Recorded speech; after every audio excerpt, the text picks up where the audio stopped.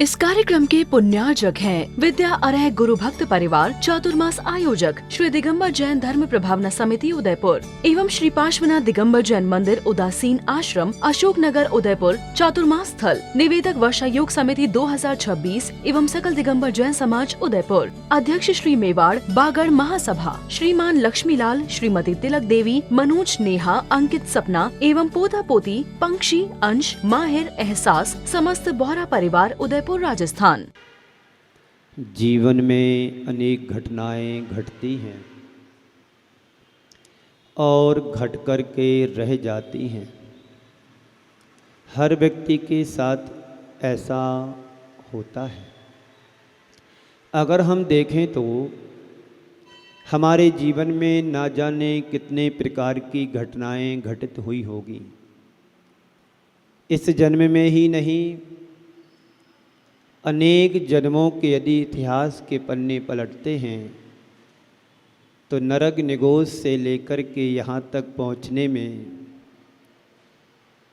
कितनी घटनाओं का सामना करना पड़ा होगा, संघर्ष करना पड़ा होगा। अभी मैं स्वाध्याय ऊपर कर रहा था अपने कमरे में, एक सज्जन आए, मैंने देखा नहीं उनको, खड़े रहे तो फिर मैंने अपना उपयोग हटाया, देखा, पूछा क्यों, क्या कुछ कोई बात है?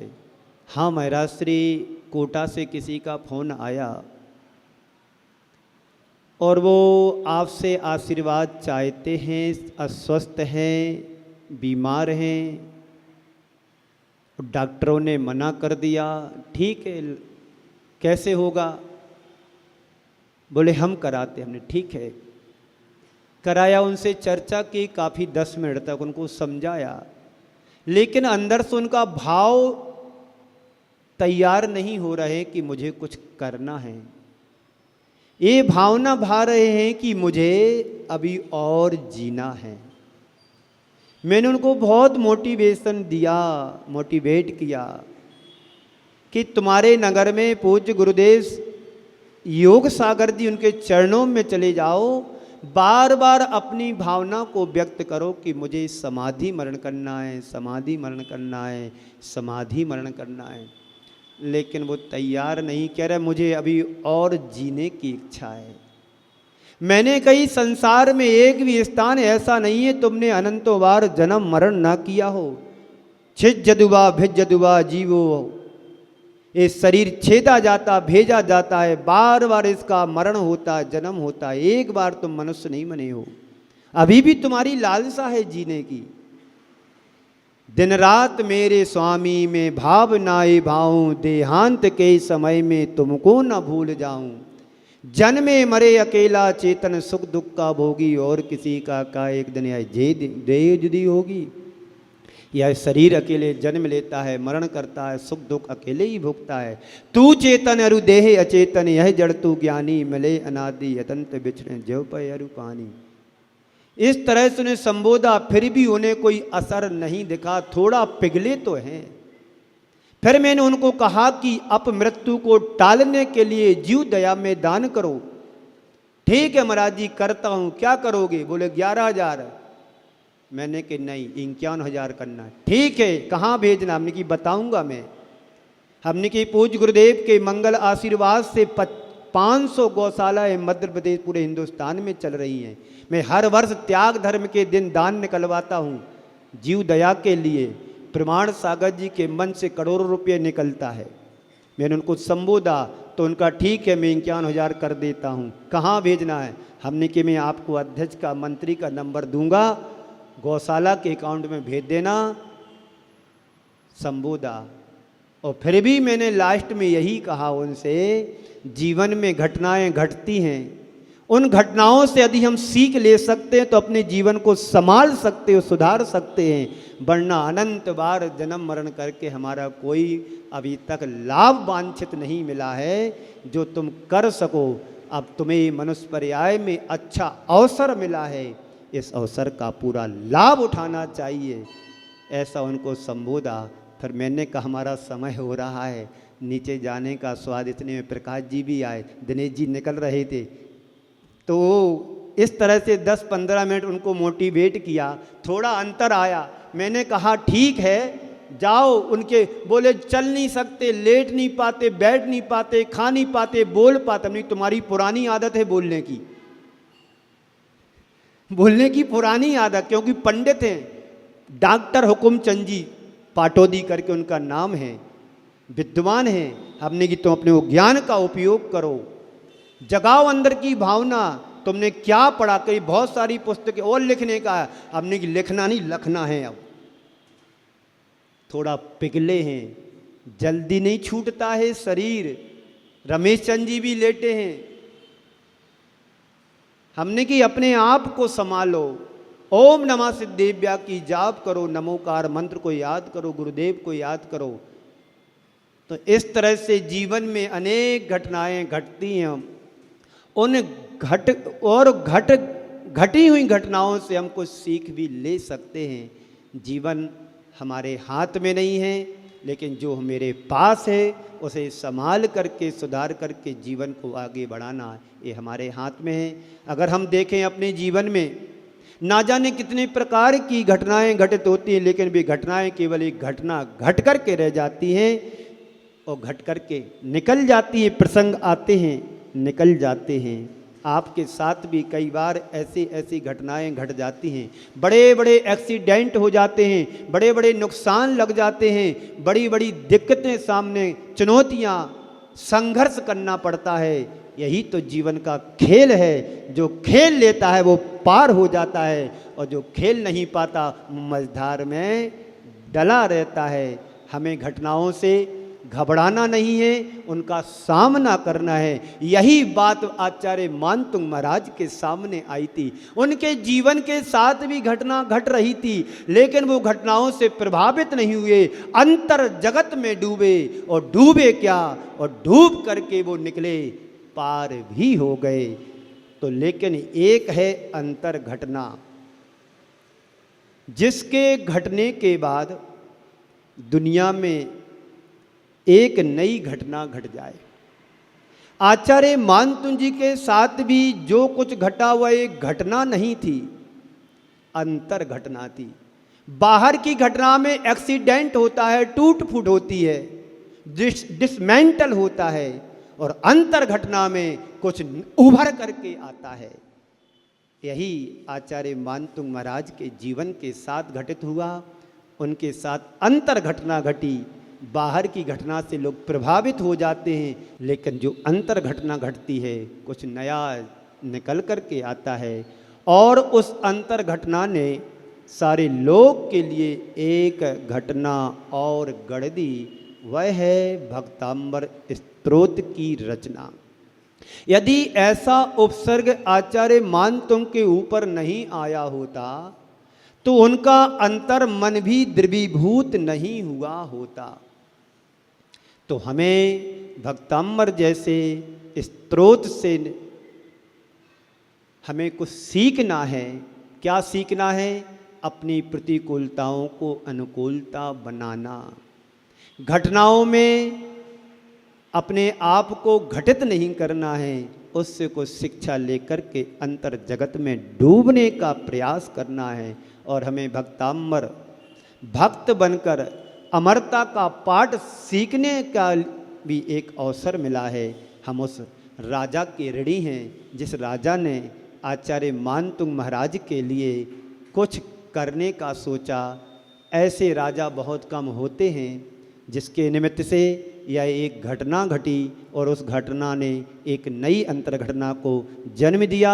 आचार्य मानतुंग महाराज भगवान के समक्ष अपनी स्तुति का संकल्प लेकर के बैठ रहे हैं कि मैं भी आपकी भक्ति करूँगा, स्तुति करूँगा, आपका चिंतन करूँगा, आपको ध्याऊँगा, आपका मनन करूँगा। और उधर से भगवान कहते हैं तू मेरी स्तुति करने के लिए उत्सुक हो रहा है, तुम्हारी औकात है क्या? मेरी स्तुति तू करना चाहता है? पर थे तो वो कौन एक आचार्य मानतुंग महाराज मचल रहे हैं। अपने आप को तू पहचान कि मैं कौन हूं, तू अपना परिचय तो बता। आचार्य कहते हैं, हे भगवान, मैं अपना परिचय क्या बताऊं, आपसे क्या अपरिचित है। हम भगवान के सामने ना जा करके कितनी इच्छाओं को रखते, कामनाओं को रखते, आकांक्षाओं को रखते हैं। भगवान कह रहे तू अपना परिचय तो बता। तो आचार्य मानतुंग कहते हैं कि मेरे परिचय की क्या बात करते हो, आपसे कुछ छिपा है कि जो मैं अपना परिचय बता सकूं। मैं अपना परिचय क्या बताऊं, किसी और के सामने मुझे अपना परिचय प्रकट करना होता तो मैं कहता मैं बड़ा संत हूं, मैं साधक हूं, मैं आत्मा हूं, मैं प्रवचनकार हूं। किसी और के सामने अगर मुझे अपना परिचय प्रकट करना होता तो मैं कहता मैं अमीर हूं, मैं गरीब हूं, मैं सेठ हूं, मैं साहूकार हूं, मैं अफसर हूं, मैं नेता हूं, मैं वकील हूं, मैं डॉक्टर हूं, मैं इंजीनियर हूं, मैं अभिनेता हूं। ये परिचय हम देते। मैं कुंथू कुमार हूं, मैं राजेंद्र कुमार जी वकील एडवोकेट हूँ, ये परिचय देना पड़ता है। यह मैं अपना परिचय देता हूँ। भगवान, आप मुझसे कह रहे हैं मेरा परिचय, तो मैं अपना परिचय क्या दूँ। जो मेरे जर्रे जर्रे से परिचित है उसके सामने अपना परिचय प्रकट करूं। भगवान, मैं आपको अपना परिचय क्या दूं, बस आपका परिचय मैं पाना चाहता हूं। कितने सुंदर भाव हैं आचार्य मानतुंग महाराज के। मैं अपना परिचय नहीं देना चाहता हूं, आपका परिचय मैं पाने के लिए आपके चरणों में समर्पित होकर के आया हूं। और मुझे मालूम है जिस पल मैं आपका परिचय पढ़ लूँगा तो अपना परिचय अपने आप आपको पता हो जाएगा। भगवान, आपने ही तो कहा है, जो जानदि अर्हंतम, जो जानदि अर्हंतम दब्बत गुणत पज्जत तेहि, सो जानदि अपाड़म मोहो खलु जदि तस् लयम। हे भगवान, आपको जो द्रव्य गुण और पर्याय के साथ जान लेता है वह अपनी आत्मा को भी, जो जानदि अपाड़म, वो अपनी आत्मा को भी जान लेता है। और जो अपनी आत्मा की पहचान कर लेता है, जान लेता है, उसका पल में मोह भी, मोहो खलु जदि तस्लयम, उसका मोह भी पल में खत्म हो जाता है, नष्ट हो जाता है। प्रभु, अभी तक मोह में लीन था मैं, शरीर को अपना मान रहा था, शरीरगत व्यवस्थाओं को मैं अपना मान रहा था, संसार के जितने भी पदार्थ मेरे से पृथक, मैं उनको अभी तक अपना मान करके चल रहा था। इसलिए मैं क्या बना था, अमीर दीन बना था। जितना जितना व्यक्ति अपने पास संग्रह करता है उतना उतना दीन बनता जाता है। मांगने की प्रवृत्ति उसके जेहन में बस जाती है। अब आप में लीन होकर स्वाधीन में बनना चाहता हूँ। मेरा मोह छीण हो, मैं अपनी आत्मा में संलीन रहूं, अपनी स्वाधीन चेतना को प्रकट कर सकूं। अभी तक दुनिया का परिचय पाने में लगा रहा भगवान, आज आपके चरणों में आने के बाद मुझे एहसास हो रहा है कि आप में और मुझ में रंच मात्र भी अंतर नहीं है। जो तुम्हारी आत्मा का स्वरूप है वही मेरी आत्मा का स्वरूप है। आत्म सत्ता की अपेक्षा से देखा जाए तो एक परमाणु मात्र भी कोई अंतर नहीं है। अंतर है व्यवस्थागत, अंतर है अवस्थागत, अंतर है वस्तुओंगत, लेकिन आत्म दृष्टि की अपेक्षा से देखा जाए और आप में और मुझ में कोई अंतर भी नहीं है। वस्तुतः जो आप हो वही मैं हूँ। हे भगवान, आपके चरणों में आया हूँ आपके समान बनने के लिए। आप जाते हैं गुरु के पास, प्रभु के पास, क्या करने के लिए जाते हैं बोलो? है आप महाराज के पास जाते हो महाराज से मांगने के लिए। एक बार ऐसा हुआ, एक राज्य पर संकट आया, राज्य पर संकट आया तो राजा बड़ा घबरा ज्योतिष के पास पहुंचा कि मेरे राज्य पर संकट आया, मुझे बचाओ, मैं कोई उपाय बताओ। ज्योतिष ने कहा कि तुम भिखारी को दान दो तो तुम्हारे राज्य की रक्षा हो पाएगी। ज्योतिषकार ने कहा कि तू भिखारी को दान दो तो तुम्हारी राज्य की रक्षा हो पाएगी। कैसे दूं, आज तक मैंने किसी को दिया नहीं, किसी से लिया नहीं, मैं दे कैसे सकता हूं? नहीं, तुम भिखारी से दान मांगो तो राज्य की रक्षा होगी। मैंने आज तक जो कुछ है प्रजा की सेवा में दिया है, मांगा किसी से नहीं है, पर राज्य के ऊपर संकट आया है तो मांगना भी मुझे पड़ेगा, तो मांग लूंगा। विधि क्या है? सुबह उठना है, अपने रथ पर सवार होकर के पूर्व दिशा की ओर तुम्हें जाना है। इधर भिखारी भी बहुत दिनों से भीख मांग रहा था, उसके मन में भी विचार आया कहीं अच्छी भिक्षा मिल जाए तो मैं जिंदगी भर के लिए भीख छोड़ दूंगा। भिखारी के मन में भी भाव चल रहा था, यहाँ राजा के मन में भी भाव चल रहा था कि जो भी प्रथम व्यक्ति मिले उससे मैं मांग लूंगा और जो मुझे मिलेगा वो राज्य में रख दूंगा, मेरे राज्य का संकट का निवारण हो जाएगा। निकला यहाँ से राजा रथ पर सवार होता हुआ, यहाँ से भिखारी भी निकला अपनी झोली में कुछ दाने लेकर के। बिना झोली में दाने रखें तो कोई देता भी नहीं है, 2 पैसे अधिक उसके पात्र में होंगे तो तुम भी डालोगे। यही हुआ उसके साथ भी। निकला थोड़े से दाने झोली में लेकर के, देखता क्या है कि सूर्य की तरह चमकता हुआ दिव्य दीप्तिमान एक रथ चला आ रहा है और उस पर राजा सवार है। उसका मन फूला नहीं समारा, अब तो मेरी सारी जिंदगी की भिक्षा मांग लूंगा, अब बार बार भीख नहीं मांगना पड़ेगा। ये पहुंचता है, रथ आगे आकर के खड़ा हो जाता है। अब भिखारी कुछ मांगे, राजा ने उसके सामने हाथ फैला दिया। वजह ये थी कि राज्य के संकट का निवारण करना है तो हाथ भी फैलाना पड़े तो कोई बुरी बात नहीं। और मांग लिया कि भिक्षा में मुझे कुछ दो, मेरे राज्य पर संकट आया है, मेरे ज्योतिष ने बताया है। अब वो करे क्या बेचारा, खुद भिखारी है और भिखारी के सामने कोई मांगेगा तो वो क्या देगा? कुछ है ही नहीं उसके पास देने के लिए। फिर भी उसने झोली में हाथ डाला, बड़ी मुश्किल से 10-20 दाने उससे निकले बड़ी मुश्किल से, और उस राजा की पात्र में हाथ में रख दिया। उसने बंद किया, देखा भी नहीं, और जा कर के उसने अपने राजकोष में रख दिया और राजा का तो काम हो गया। अब भिखारी जब शाम को भीख मांग कर के घर जाता है, पूरी सबसे जीवन में सबसे ज़्यादा भिक्षा उस दिन उसको मिलती है। देने से कभी घटता नहीं है और मांगने से कभी मिलता नहीं है।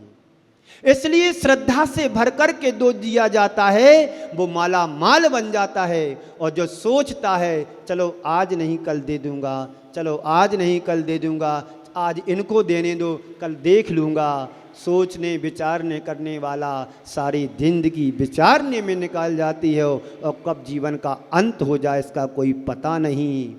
तो कह रहे हैं आचार्य मान तुंग महाराज कि प्रभु, हे प्रभु, मैं आपकी शरण में आया हूँ, आपकी स्तुति कर रहा हूँ, बस इस घड़ी आपका भक्त हूँ और आपकी भक्ति से प्रेरित हो करके आपके चरणों में आकर के मैं आपकी स्तुति करने का प्रयास करूँगा।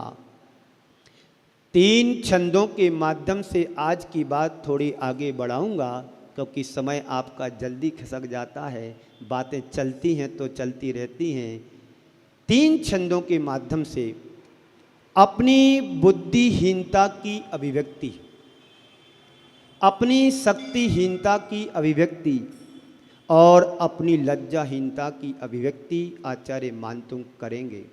और फिर एक चुनौती देंगे कि माना कि मैं बुद्धिहीन भी हूँ, पर यह तय है कि यदि बुद्धिमान होता तो आपकी स्तुति करने के लिए मैं आपके चरणों में नहीं आता, आपकी भक्ति नहीं कर पाता, स्तुति नहीं करता। यदि मेरे पास अहंकार आ जाता, मैं ज्ञानी हूं, बड़ा पंडित हूं, विद्वान हूं, आचार्य हूं। जब भी गुरु चरणों में जाओ तो लघु बन करके जाओ, गुरु बन करके मत जाना। प्रभु चरणों में जाओ तो झुक करके जाओ, अकड़ करके मत जाना। शायद पहले के जमाने में मंदिर के दरवाजे छोटे बनते थे, आदमी जाएगा तो झुक करके जाएगा, अकड़ करके नहीं जाएगा। ये इतिहास और एक सिद्धांत वाली बात है। और उन मंदिरों में देखो कितनी विशाल विशाल बड़ी बड़ी प्रतिमाएं रखी जाती थी। मंदिर बनने के पहले दरवाजे से कैसे निकलेंगी? इसका परिचय है कि हम भगवान के चरणों में लघु बन कर के जाएं, गुरु बन कर के नहीं, झुक कर के जाएं, अकड़ कर के नहीं। क्योंकि दुनिया का कोई बुद्धिमान आपकी स्तुति नहीं कर पाता है। आगे तीसरे छंद में कहेंगे, महाराज यह सब ऊपर की बातें हैं, तत्वता तो मैं और आप एक समान हो। एक एक छंद को हम लेते हैं, समयानुसार विवेचना करूंगा। उठाइए पुस्तक अपनी, तीसरे छंद को देखेंगे। बुद्ध्या विनापि विबुधार्चितो पादो पीठे। सभी बोलेंगे।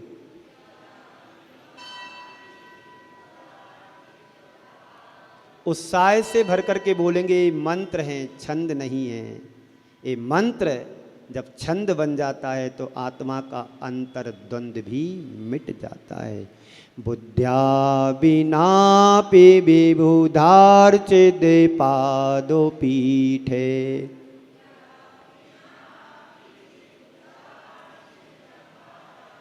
स्तोतुं समुद्धते मतेरे विगतत्रपोऽहम्।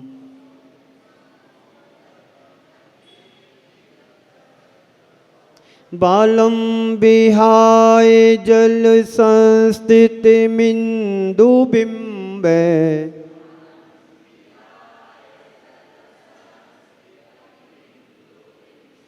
मन्या कायेक्षति जना सहसा गृहीतुम्।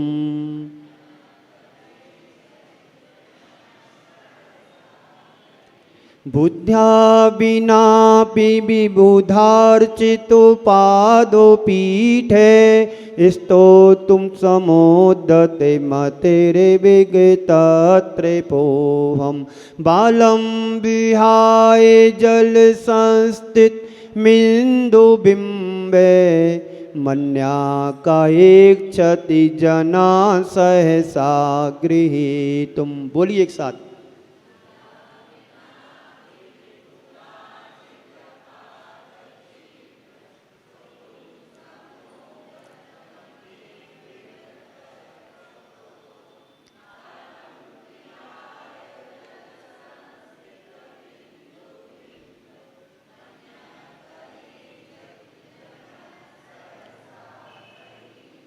यहाँ पर आचार्य महाराज कह रहे हैं, देवों के द्वारा जिनके चरण रखने का स्थान पूजित है। क्या कह रहे हैं? पाद पीठ है। चरण रखने का स्थान कैसा है? पूजनीय है। ऐसे हैं जिनेंद्र भगवान। मैं बुद्धि रहित होते हुए भी, बुद्ध्या विनापि, मेरे पास बुद्धि नहीं है, ज्ञान नहीं है, विवेक नहीं है, मैं बुद्धि से रहित होते हुए भी निर्लज्ज होकर स्तुति करने के लिए तत्पर हुआ हूं।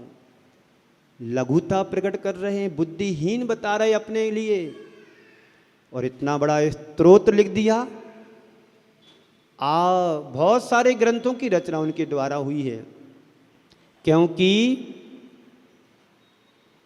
जल में स्थित चंद्रमा के प्रतिबिंब को, बालक को छोड़कर दूसरा कौन मनुष्य सहसा पकड़ने के लिए इच्छा करेगा? अर्थात कोई नहीं। बालम विहाय जल संस्थित मिंदु बिंबे मन्या का इच्छति जन्हा सहसा गृहीतुम। हे भगवान, जैसे जल में स्थित चंद्रमा के प्रतिबिंब को बालक को छोड़ करके बालक ही पकड़ता है, मुझे चंद्रमा ला के दो। माँ भी होशियार होती है, एक सरोवर एक थाली में पानी रख देती है, देख वो चंद्रमा पकड़ तू। अब बालक के अलावा कोई दूसरा मनुष्य उसे पकड़ने के लिए इच्छा नहीं कर सकता है, अर्थात कोई नहीं। भगवान, मेरे पास बुद्धि नहीं है, बुद्धिहीन और लज्जाहीन होकर के मैं आपकी भक्ति स्तुति करने के लिए मैं तैयार हुआ हूँ। आपके गुणों का बखान तो मैं कुछ नहीं कर सकता हूँ, मेरे पास ताकत नहीं है कि मैं आपके गुणों का गुणगान कर पाऊँ। स्तुति का मतलब है अल्प गुणों को बढ़ा चढ़ा करके कहना अति संयुक्ति के साथ। पर मेरी इतनी ताकत नहीं है कि मैं आपके गुणों का बखान कर सकूं। मालूम है मैं बुद्धिहीन हूँ, मैं लज्जाहीन होकर मैं आपकी स्तुति में प्रवृत्त हुआ हूँ। क्यों? जैसे एक बालक सरोवर में प्रतिबिंब चंद्रमा को देख करके उसे पकड़ने के लिए लालायित होता है। उसे लगता है कि मैं धरती पर चांद को उतार करके लाया हूं, उसे मैं पकड़ रहा हूं। यह बालक मन है और बालक चाहता है उसे मैं पकड़ लूं। उसे यह पता नहीं है कि यह बिंब है, चंद्रमा नहीं है। क्या है?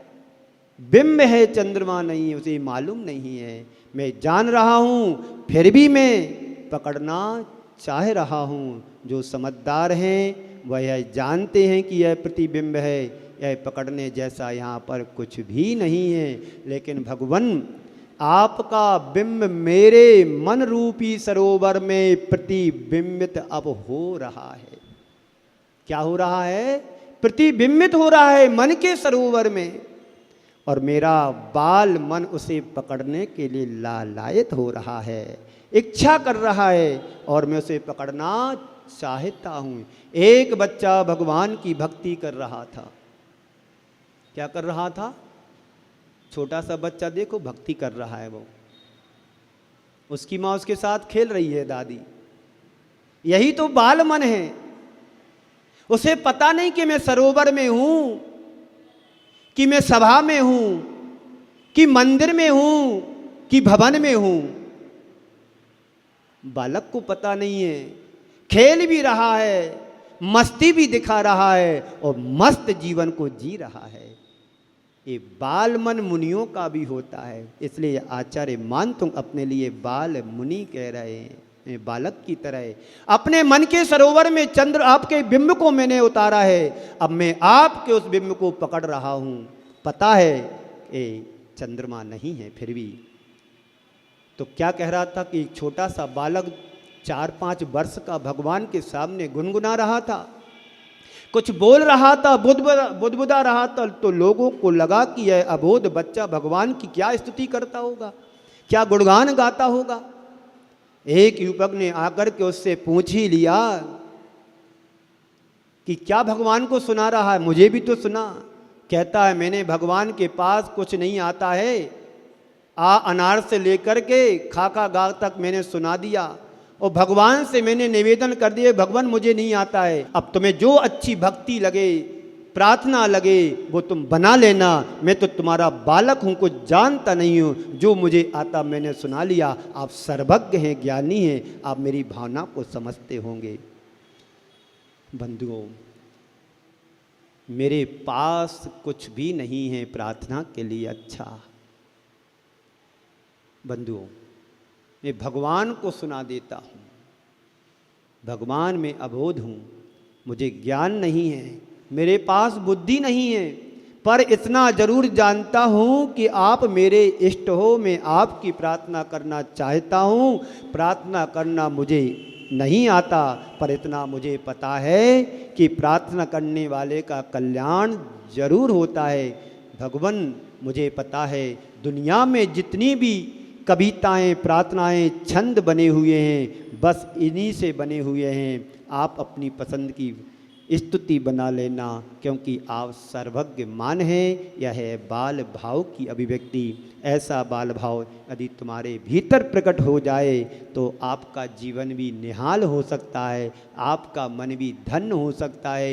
जब भी भगवान के चरणों में जाओ, एकदम सब कुछ भूल करके उनकी प्रतिमा को देखते हुए अपने भावों को व्यक्त करोगे तो निश्चित तय मान करके चलना, आपका जो बाल मन है यही बाल मन तुम्हें मुक्ति को दिलाने वाला बनेगा। और वहाँ पर जोड़ घटाना लगाओगे, किसकी प्रतिमा है, क्या चिन्ह है, किसने प्रतिष्ठा कराई, महाराज ने कराई कि कोई पंडित ने कराई, ये तुम्हारी बुद्धि का आयाम है कि तुम इतना ज्ञान लगा रहे हो। सपरमढ़ की परिभाषा में कुछ नहीं लगाना, ये मुझे भगवान दिख रहे तो भगवान हैं। ये श्रद्धा हमारा अंदर का जगना चाहिए। मैं आप सभी से यही कहना चाहता हूँ, प्रभु की आराधना करते समय अपनी बुद्धि को एक तरफ खुटिया पर टांग देना, वहाँ बुद्धि नहीं लगाना। अपनी लज्जा संकोच को एक तरफ रख देना, तभी तुम भगवान की भक्ति कर पाओगे। भक्ति का मतलब है भगवान के से सीधा संवाद करना। जैसे आप वकील के सामने जाकर के सरेंडर हो जाते हो, जी जी जी सर, जी जी जी सर। डॉक्टर के पास जाकर के समर्पित हो जाते, जी सर जी सर जी सर, एस सर। गुरु के पास जाकर के हुए कभी जी सर, जी महाराज? वहां बुद्धि लगाएंगे, कहाँ क्या करना, एक ज्ञान हमारा उस समय कुंठित हो जाता है।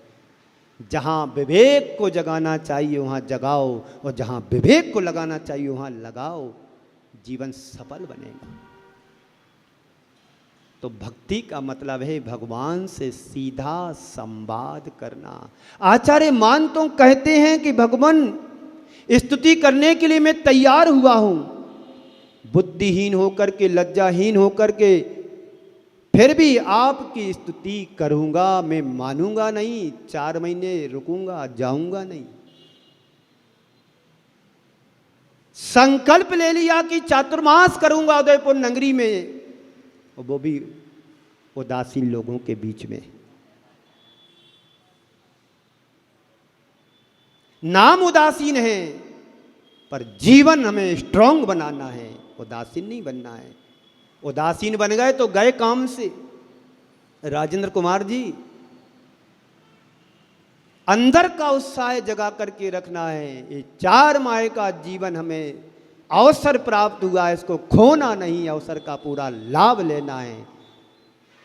तो बुद्धिहीन, लज्जाहीन हूं फिर भी आपकी स्तुति करूंगा। बिना बुद्धि के भक्ति कैसे करोगे बताओ? मान तुम भगवान को चुनौती देते हैं कि दुनिया में जितने बुद्धिशाली लोग हैं क्या आपकी स्तुति कर पाए? वो भी नहीं कर पाए, कोई नहीं कर सका भगवान। जैसे वे नहीं कर पाए वैसे मैं भी नहीं कर पाऊंगा, पर अभी मैं आपकी स्तुति करूंगा। अगला छंद देखेंगे, उच्चारण करेंगे। वक्तुम गुणाने गुणे समुद्रे शशांके कांतान।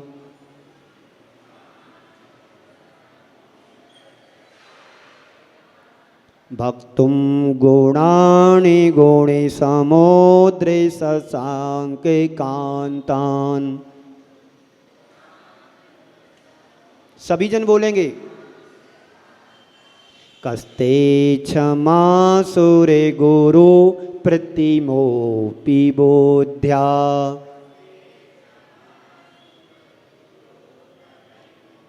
कस्ते क्षमा सुरे गुरु प्रतिमोपि बोध्या।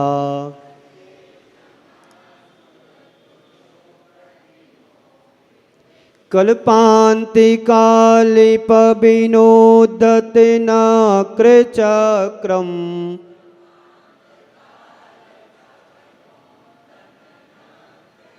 को वातरितुमले मम्बुनिधिं भुजाभ्याम्।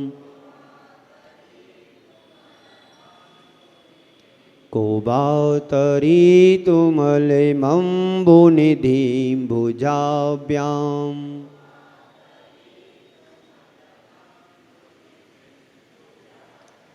हे गुणों के सागर, कौन से सागर?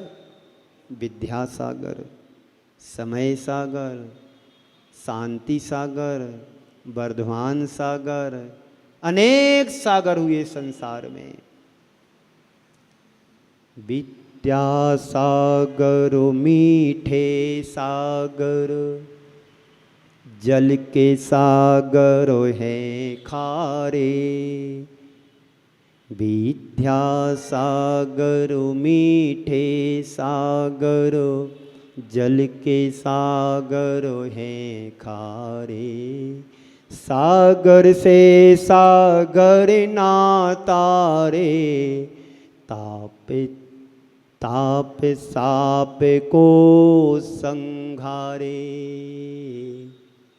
हे गुणों के सागर, चंद्रमा की कांति के समान आपके निर्मल गुणों को कहने में क्या लिखा है? वक्तुम गुणान गुण समुद्र शशांक कांतान। देवों के गुरु बृहस्पति भी आपकी स्तुति करने में समर्थ हो सके क्या? नहीं हो सका। प्रलय काल की वायु से जो उत्ताल तरंगे एकदम सुनामी लहरों की भांति उठ रही हैं, जिसमें मगरमच्छों का समूह है, ऐसे सागर को अपनी बाहुओं के बल पर तैरने में कौन समर्थ हो सकता है? कोई नहीं हो सकता भगवान। कल्पांत काल पवनोद्यत नक्र चक्रम, कोभा तरित मम्बु निधि भुजाभ्याम। अपनी बाहों से कौन तैर सकता है समुद्र के लिए? अब कह रहे हैं, हे गुण समुद्र, हे गुणों के सागर, चंद्रमा की कांति के समान आपके निर्मल गुणों को कहने में सुर गुरु तुल्य देवता भी कहाँ समर्थ हो सका है? कोई समर्थ नहीं हो सका भगवान। क्यों? प्रलय कालीन वायु से जो ताल तरंगे एकदम सुनामी लहर की तरह उड़ रही हैं, और उसमें अनेक प्रकार के बड़े बड़े मगर घड़ियाल मच्छ हैं, उनका समूह है। मगरमच्छ जानते हो, आदमी को लील लेता है, उसके सामने जाओ आप उसके अंदर चले जाओगे।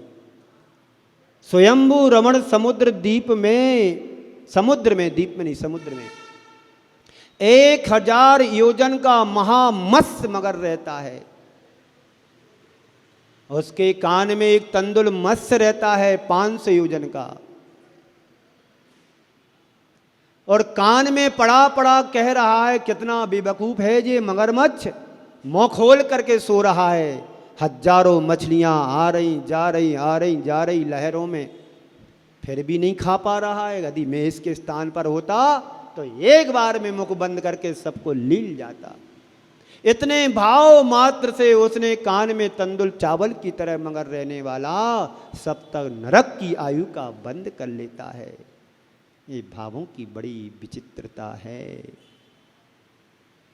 तो आपके निर्मल गुणों को कहने में सुर गुरु तुल्य देवता भी कहाँ समर्थ हो सका है? कोई समर्थ नहीं हो सका भगवान। क्यों? क्योंकि प्रलयकालीन वायु से जो तरंगे उठ रही हैं, सुनामी की तरह उठ रही हैं, और उसमें अनेक प्रकार के बड़े बड़े मगरमच्छ भी हैं, उनके समूह हैं। ऐसे सागर को अपनी भुजाओं से कौन तैरने में समर्थ हो सकता है?